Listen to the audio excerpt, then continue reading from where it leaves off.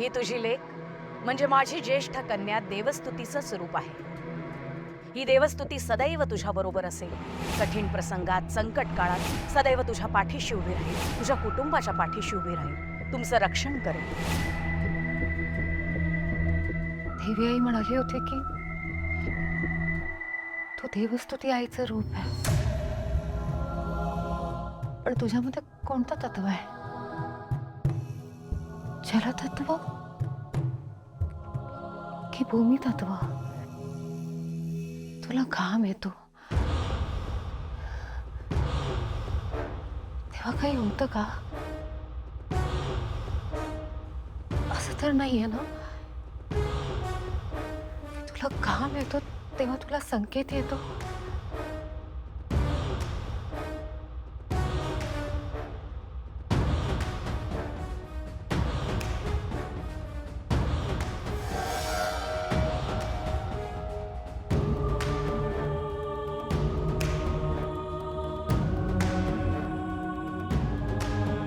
ईशा, तुला संकेत येतोय का बाळा? ईशाला घाम येतो तेव्हा तिला संकेत येतो का? हे ओळखायचं कसं?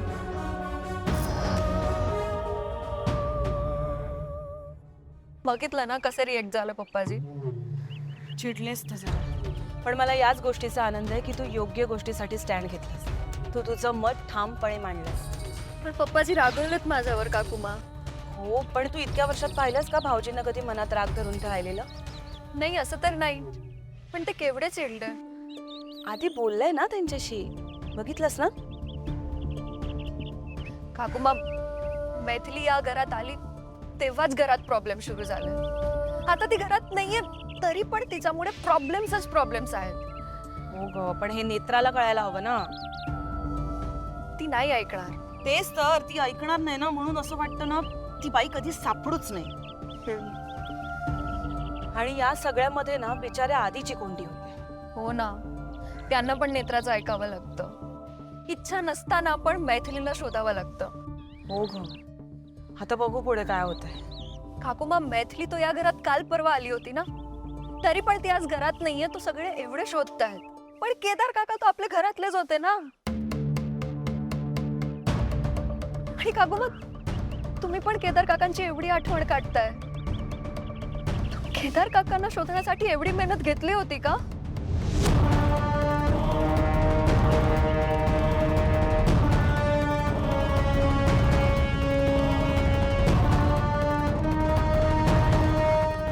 काकुमा, सॉरी काकुमा, सॉरी. मी चुकीचा विषय काढला. नाही, मी ना काही पण बोलते, बोलायला लागते ते काही पण बोलते. त्याचं बरं मी काही बोलूच नको ना. सॉरी सॉरी सॉरी काकू. तू का सॉरी बोलतेस? तू खरं बोललीस ना, तू नको सॉरी बोललीस. आणि अगदीच नाही शोधलं असं नाही, शोधलं ना, शोधलं केदारला. काही दिवसांसाठी का असे ना, पण शोधलं.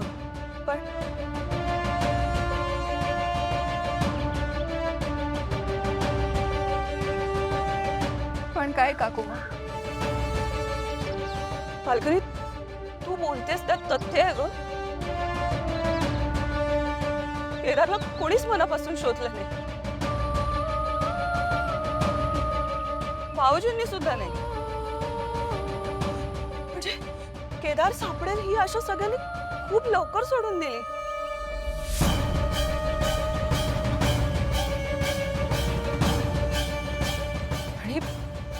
आणि नंतर नंतर काय, घरामध्ये एक अलिखित नियमच झाला की केदारचा विषयच काढायचा नाही. रुपालीनेच केला तो नियम.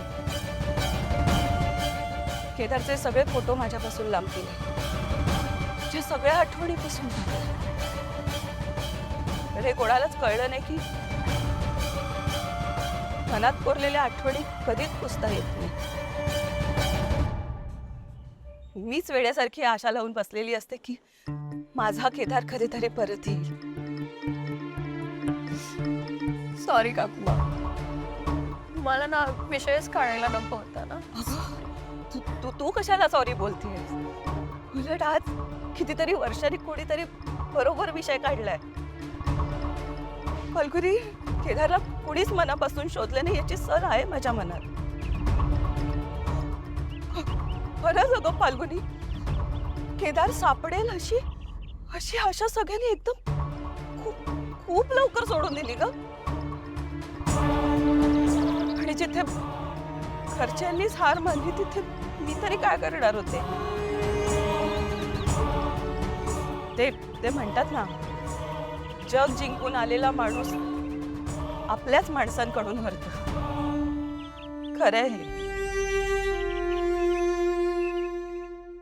पण असो, आपल्या नशिबी काय आहे, फक्त काम करणं. आपल्या सुखदुःखांशी कोणाला काही देणं घेणं नसतं. खरंच तू तू बरोबर बोलली होतीस फाल्गुनी. आपण ना असे टाप टीप कपडे घातलेल्या मोलकरणी आहोत. फक्त काम करत राहायचं. आपल्या मतांना इथे खरंच काहीच किंमत नसते. तरी काकुमा, माझ्यामुळे तुम्हाला त्रास झालाय. सॉरी. अगं तू का सॉरी बोलतेय? उलट मला खूप हलकं वाटतंय. आणि तू सुद्धा या गोष्टीचा त्रास करून घ्यायचा नाही. आणि मी ज्या चुका केल्यात ना त्या अजिबात करू नकोस. तुझ्या संसाराकडे लक्ष दे. आणि चला, आपली कामं वाट बघतायत. आपली करायचेत ना कामं. चला लवकर डोळे पुसा. काकुमा, मगाशी नेत्रा किचन मधून अचानकच निघून गेली. का? ती अचानक का निघून गेली किचन मधून? माहित नाही काकुमा.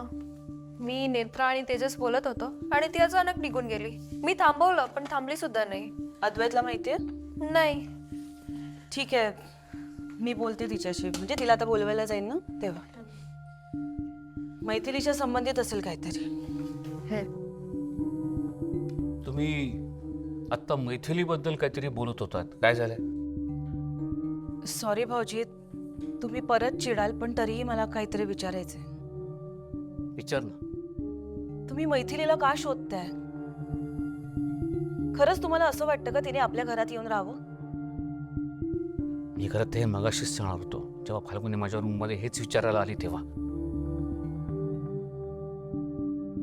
पण तेवढ्यात नेमका अद्वैत रूममध्ये आला आणि मला काही बोलता आलं नाही. आणि हे फाल्गुनी विषय थांबवतच नव्हते, म्हणून मला चिडायचं नाटक करावं लागलं. सॉरी फाल्गुनी. नाही पप्पाजी, तुम्ही सॉरी नका बोलू प्लीज.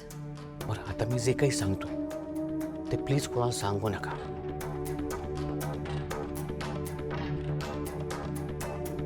नेत्राचा विश्वास बसावा म्हणून मी घराबाहेर जाऊन मैथिलीला शोधण्याचं नाटक करत होतो. आणि आत्ताही माझी काही माणसं तिला शोधत वगैरे नाही. हे सगळं नेत्राच्या समाधानासाठी चाललंय. पण भाऊजी, अशाने नेत्राचं समाधान होईल? नाही, लगेच नाही म्हणून. पण मैथिली सापडत नाही म्हटल्यावर तो बसेल. 5-6 दिवस टेन्शनमध्ये असेल, पण होईल, हळूहळू शांत होईल ती.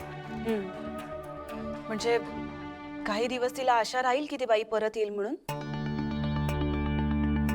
पण काही महिन्यांनी ती स्वतःहून विसरून जाईल.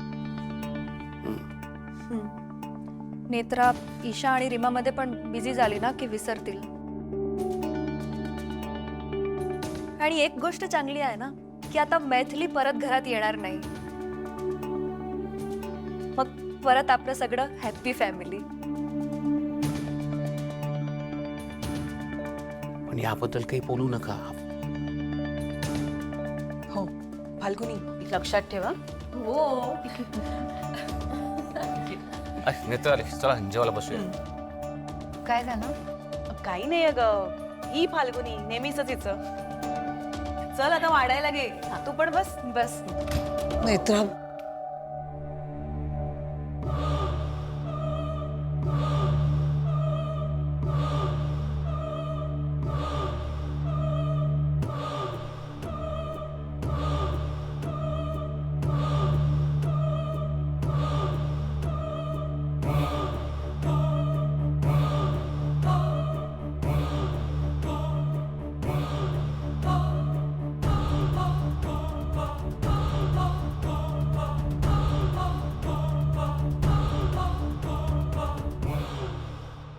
मैथिली मावशी,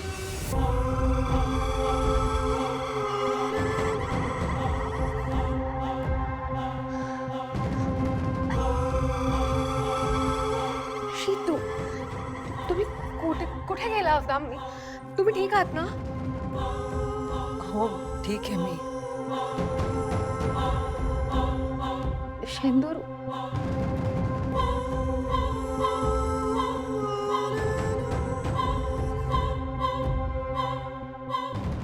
मैं मंदिर गई थी.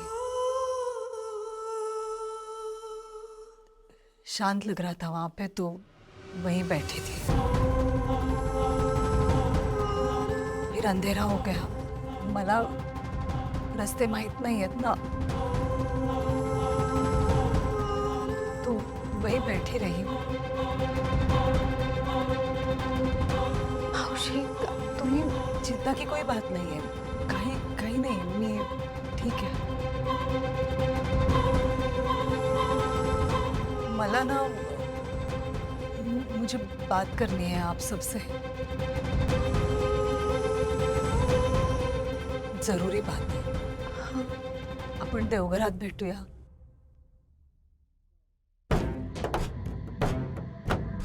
मुझे आप सबको त्रिनयना देवी के सामने यही बताना है कि मैंने बहुत सोचा आणि मी डिसिजन घेतलाय.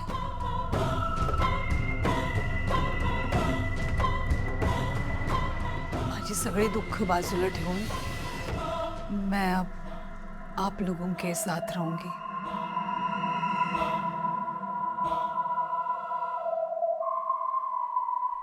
इथे कायमची.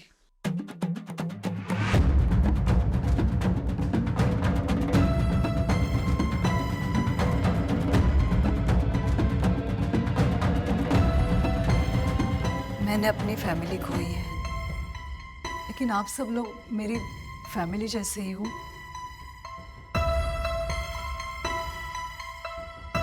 किती काळजी घेतात तुम्ही माझी.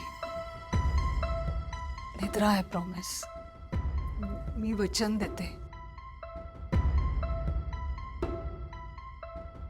तुला सोडून या घराला सोडून मी कुठेही जाणार नाही.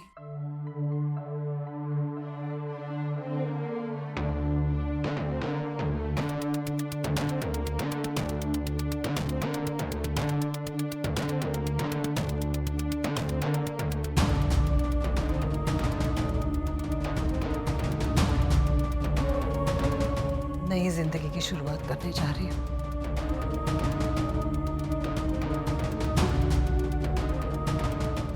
अपने आशीर्वाद बनाए रखना.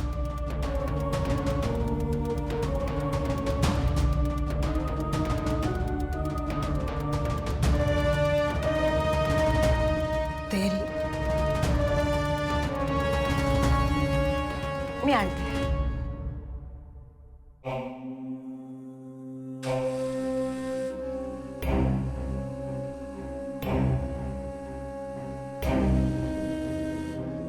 तू परत का आलीस?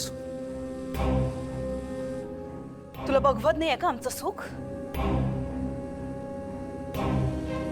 आई एम सॉरी, लेकिन जब तक नेत्रा नहीं कहती मैं यहाँ से नहीं जाऊंगी. मी बघतो ना तू या घरात कशी किती दिवस टिकतेस ते. आपका गुस्सा सही है शेखर जी. अगर मुझसे अनजाने में कोई गलती हो गई होगी तर सगळं विसरून प्लीज माफ करा मला. माफ करायचं आणि तुला आणि काय विसरू आम्ही? तू सांग ना, काय विसरू? तुझ्यामुळे इंद्राणी कोमात गेली हे विसरू का? तू ईशाला पळवून दिलं हे विसरू का? तुझ्यामुळे रेवाची अशी अवस्था झाली हे विसरू? तू जे काही केलेस आणि जे काही वागलेस ना, त्यामुळे तुला याच जन्मात काय, तुझ्या 100 जन्मात माफी मिळणार नाही.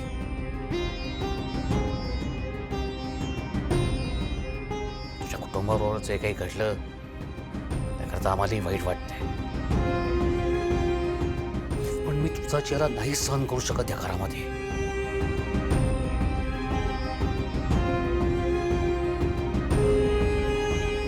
हे घे.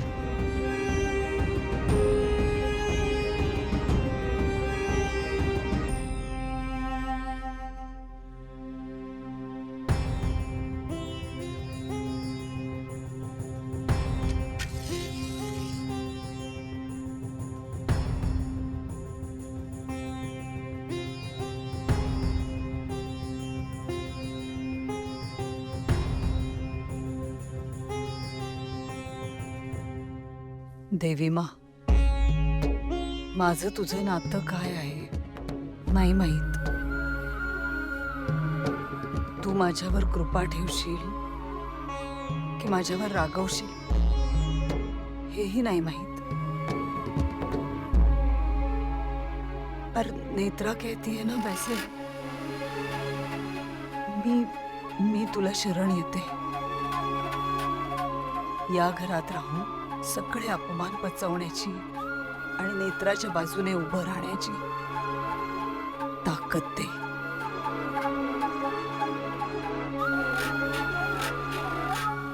मला काम आहेत, मी निघतो.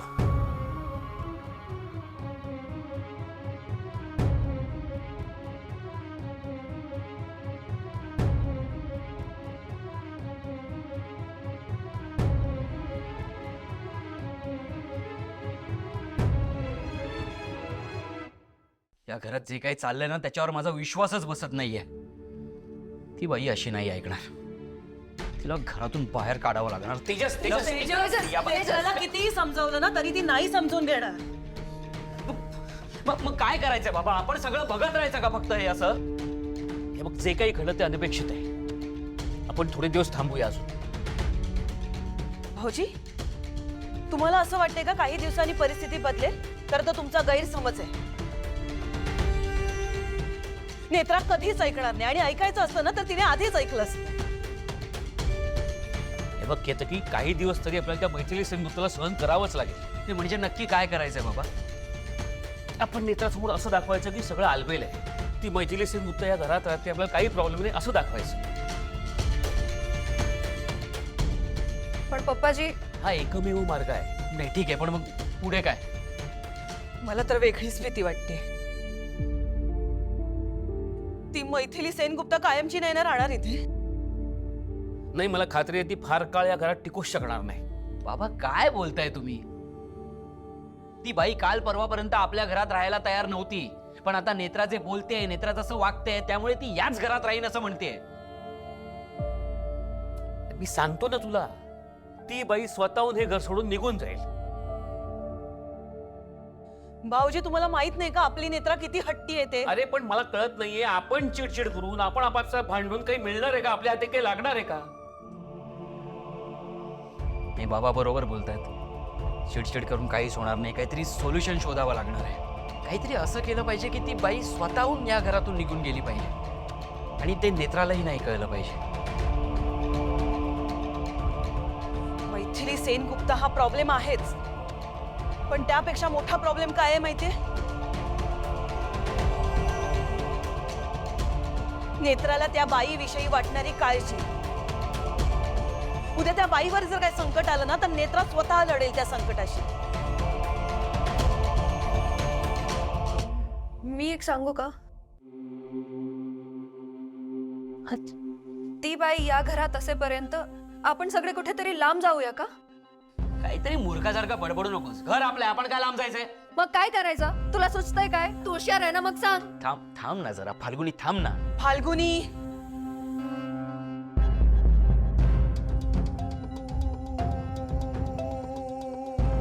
बाबा मला एक सांगा, ती मैथिली सेनगुप्ता, तिच्या मुलीचं नाव काय?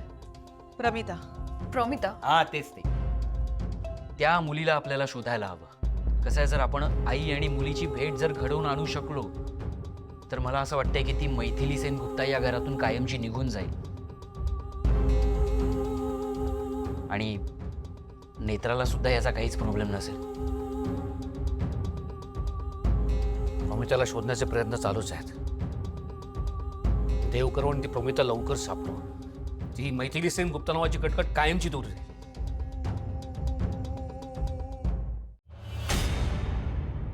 कधी ना कधी तुला शतकरी व्हावंच लागणार. शतकरी होणं हीच तुझी नियती आहे. नियती बदलता येत नाही.